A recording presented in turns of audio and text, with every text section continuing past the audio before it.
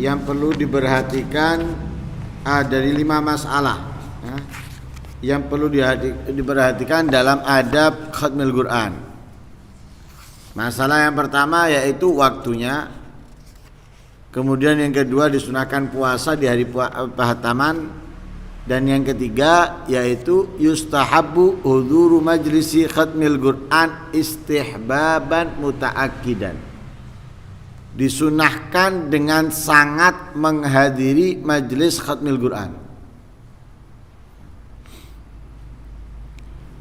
Ada sunnah biasa, ada sunnah yang muakkadah. Sunnah yang biasa jangan pernah kita remehkan, walaupun itu biasa mengandung sesuatu yang sangat besar, apalagi di akhir zaman bagi orang yang mengerjakannya. Sebagaimana kita ketahui, salat sunatul asr bukan muakkadah, tidak ditekankan kesunahannya Rasulullah. Tapi bukan berarti nggak sunnah, tapi tidak ditekankan. Kemudian jangan kita karena nggak ditekankan ngeremehkan. Karena apa? Ini satu kesunahannya Rasulullah, yang kedua mengandung doanya Rasulullah. Di mana Rasulullah Shallallahu Alaihi Wasallam bersabda, rahimallahu imra'an shalla qablal asri arba'an. Allah, mudah-mudahan Allah merahmati orang yang salat sebelum asar 4 rakaat. Doanya Nabi Muhammad. Diperuntukkan orang yang menjalankan salat sunnah sebelum salat asar 4 rakaat.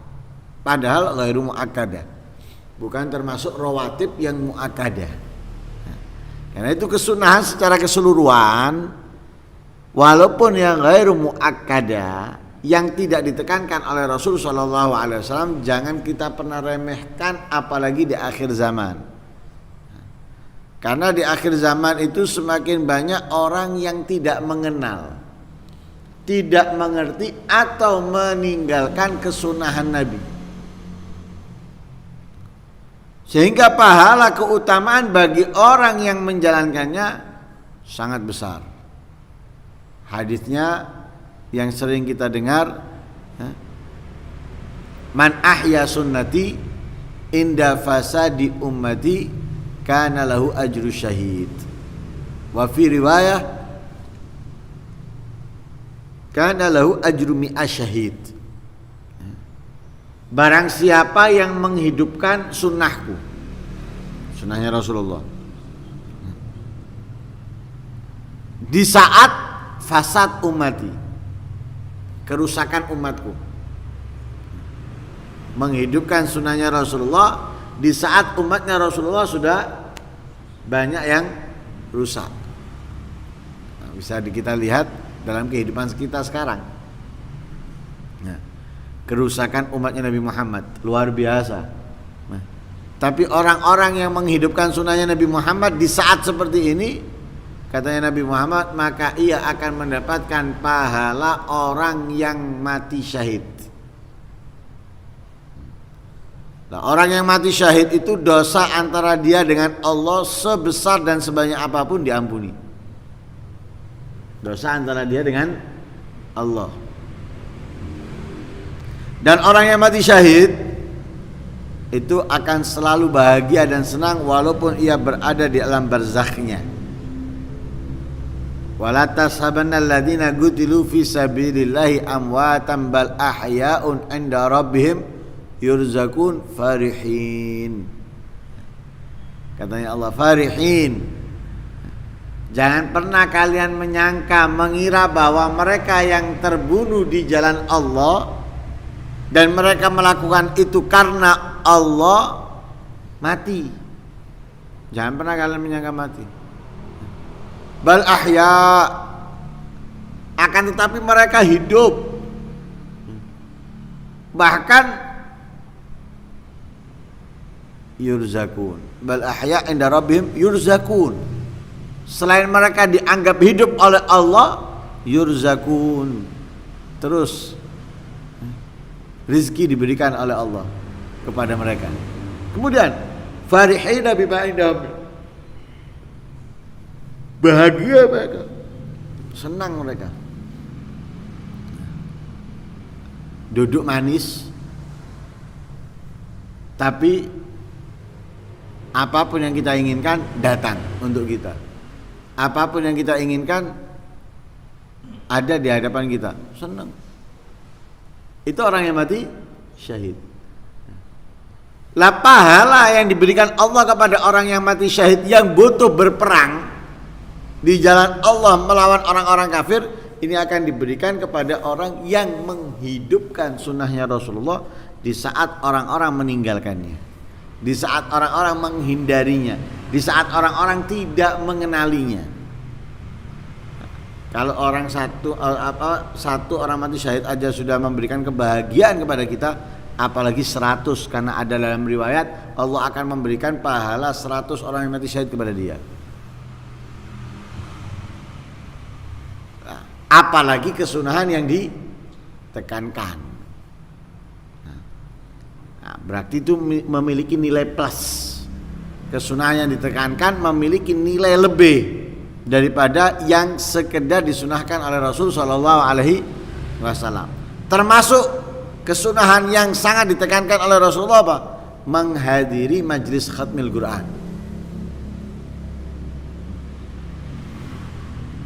Khatam, ada khatmil Quran, hadiri.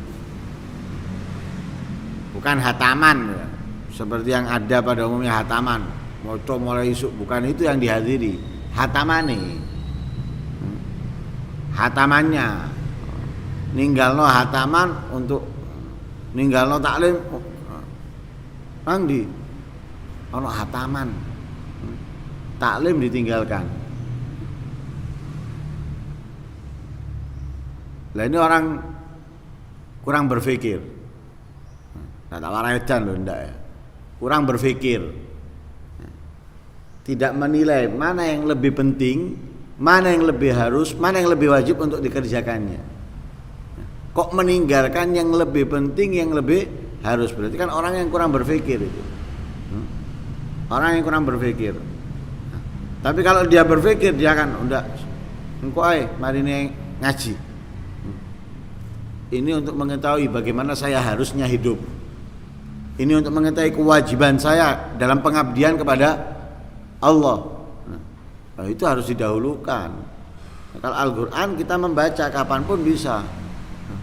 Nah, saya harus jam segini boleh, biar selesainya jam sekian. Oh iya, nggak bontotan boleh. Nggak bontotan boleh. Nanti karena di rumah saya ada ini ada itu. Iya wis, pen. Nah, itu harus dipikirkan. Nah, karena itu menghadiri khotamnya. Jadi yang dianjurkan, yang ditekankan itu menghadiri majelis khotamnya. Sehingga di dalam Sahihul Bukhari dan Sahihul Muslim, Rasul Shallallahu Alaihi Wasallam memerintahkan wanita-wanita yang haid, wanita-wanita yang sedang haid diperintahkan untuk keluar pada hari raya. Untuk apa? Fayashadnal khair wa da'watal muslimin. Agar mereka perempuan-perempuan yang haid tadi itu menyaksikan, melihat kebaikan-kebaikan dan doanya orang-orang Islam.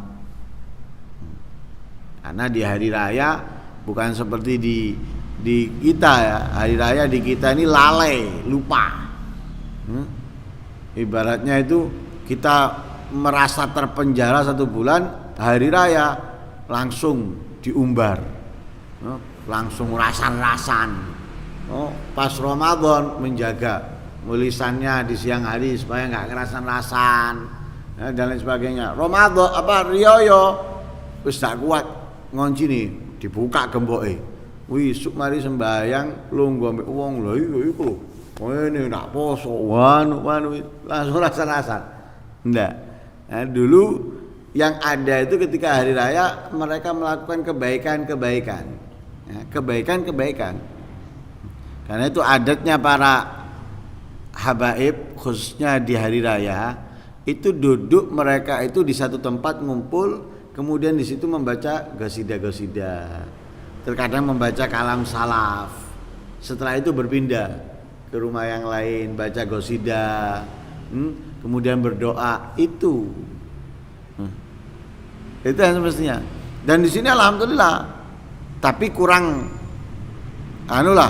cuma ngumpul, masuk rumahnya orang, makan, keluar. Ya, ada di sini di Sawan, mungkin daerah lain ya, tempat yang lain nggak ada. Nah, di Mojosari ini juga ada di gang sini. Nah, biasanya kumpul, setelah hayal. Nah, seperti itu, karena apa? Mengikuti yang ada di Pasuruan. Nah, seperti itu. Lah, diperintahkan untuk apa? Untuk menggapai dakwahnya orang-orang Islam. Cek katut itu. Diperintahkan oleh Rasulullah sekalipun yang haid keluar itu supaya katut. Katut mendapatkan doanya orang-orang Muslim. Nah, apalagi di majelis khatmil Quran. Nah, karena itu lebih ditekankan. Kenapa? Karena saat itu adalah saat momen-momen yang sangat indah, yang sangat bagus, yang sangat tepat untuk berdoa memohon. Ya, berdoa dan memohon. Sehingga beberapa para sahabat, para tabi'in, mereka itu bahkan menjadikan seseorang intel. Ya, menjadikan seseorang menjadi intel. Bukan intel nyari kesalahannya orang atau ingin mengetahui kesalahannya orang, bukan. Intel bila ada seseorang yang membaca Al-Quran, perhatikan sampai mana, kapan hatami. Seperti contohnya Ibnu Abbas, ya, seperti riwayatnya Ad-Darimi dan Ibnu Abi Dawud dari Ibnu Abbas. Ya. Ibnu Abbas ini menjadikan seseorang yuraqibu rajulan, memerhatikan seseorang. Jadi manggil orang untuk memerhatikan seseorang yang sedang membaca Al-Quran. Ada orang membaca Al-Quran disuruh merhatikan.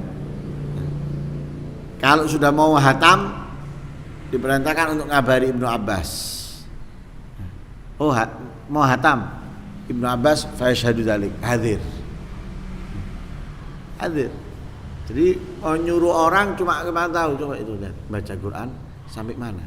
Nanti kalau sudah mau hatam kabari saya. Hatam itu berangkat, ikut, duduk. Bahkan dari sahabat Anas bin Malik, diriwayatkan oleh Ibnu Abi Dawud dengan dua sanadnya yang sahihain dari Qatadah. Qatadah sahibu Anas. Anas bin Malik ini kalau menghatamkan Al-Quran, kalau waktu mau menghatamkan Al-Quran, keluarganya dikumpulkan semuanya, dipanggil semua keluarganya. Kemudian doa bareng-bareng. Jamaah lahu wada'a, dikumpulkan keluarganya, kemudian beliau berdoa. Enggak kemudian baca doa sendiri, keluarganya ditinggal, enggak, dipanggil semuanya. Ini. Hataman. Hataman dan berdoa. Begitu juga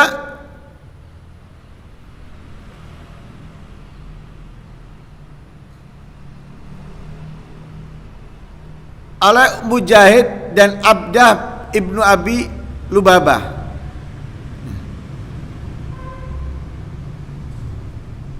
Jadi dua orang ini mengutus seseorang untuk datang kepada Hakam bin Utaibah.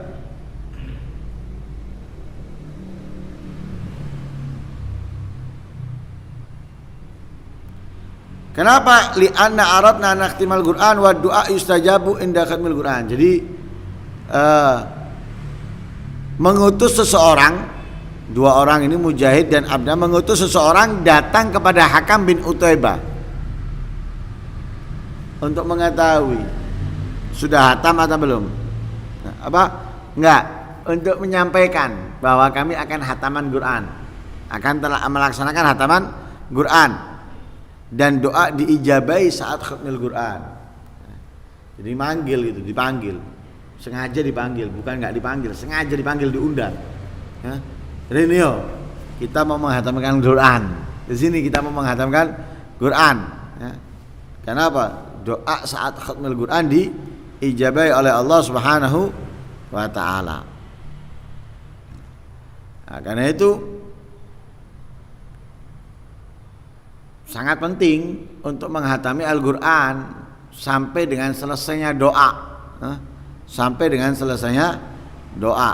Nah, kalau itu memang tidak ada halangan apapun yang mendesak. Tapi kalau ada halangan, sebisa kita hadir, sebisa kita hadir, karena itu waktu yang diijabahi, waktu yang diijabahi. Nah, kemudian saat khatmul Quran itu sudah jelas pasti, dan itu adalah kebaikan, rahmatnya Allah turun, sehingga di dalam riwayat yang sahihah dikatakan inna rahmatan tanzilu inda khatimatil Quran. Rahmat itu turun ketika khatimatul Quran, ketika apa penghataman Al-Quran.